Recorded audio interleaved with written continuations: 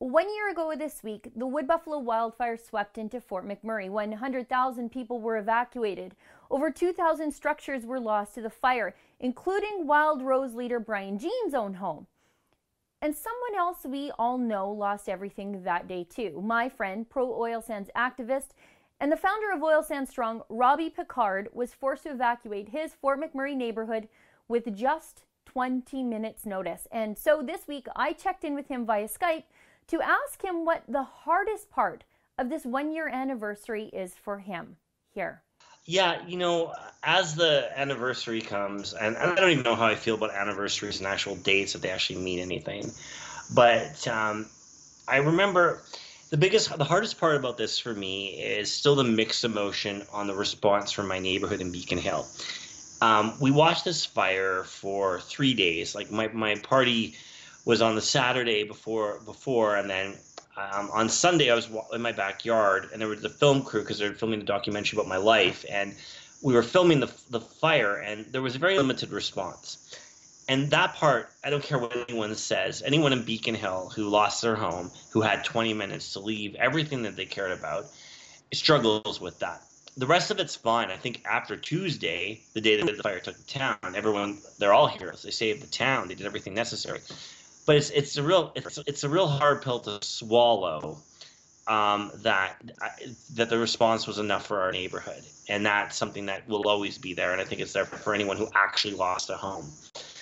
But hindsight is always 20/20, and it's easy to sit back and be an armchair firefighter, an armchair politician, and say, well, you should have this and you should have did that. So, tomorrow is the anniversary, and it's a real mixed bag of emotion on multiple fronts for me. I teared up a little bit there. You can hear how hard this is for Robbie. He's not alone when he gets emotional like that. Entire neighborhoods were burned to the ground on a single day last year. But something else Robbie said is hard to hear also. He said he watched the fire burn for 2 days near his neighborhood on the edge of Fort McMurray. Where were the water bombers to take care of the fire when it was something much smaller than the beast that it turned into? Well, the truth is, they weren't anywhere. Flight logs obtained by the Wild Rose Party showed that there were only 2 water bombers working on the day before the fire breached the city of Fort McMurray.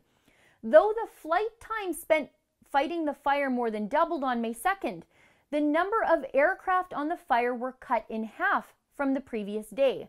There were 4 aircraft on May 1st and only 2 on May 2nd. It was a dry spring. There were fires burning in Alberta through the spring.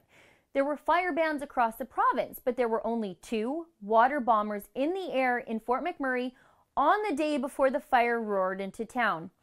In fact, there were huge warnings of what was to come. Around the middle of April last year, a wildfire forced the closure of Highway 63, the only route in and out of Fort McMurray, about 200 kilometers south of town.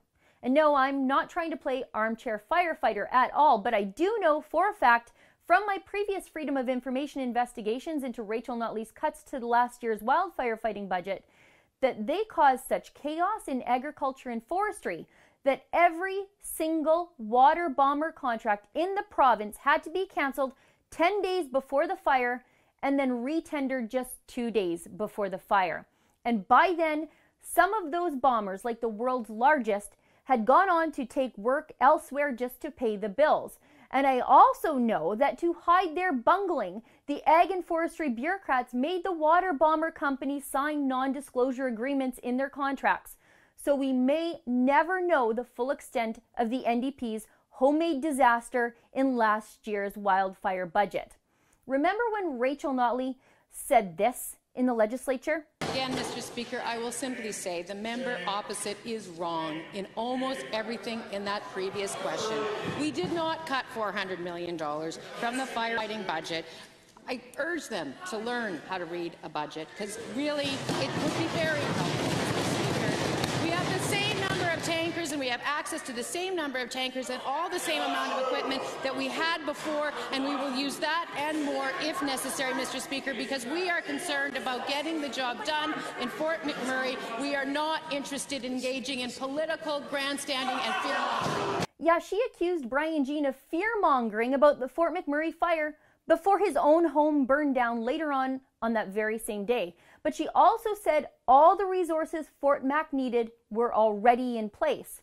And now we know all the resources Rachel Notley was talking about only means 2 bombers to fight a fire called the Beast, as it doubled in size on a single day.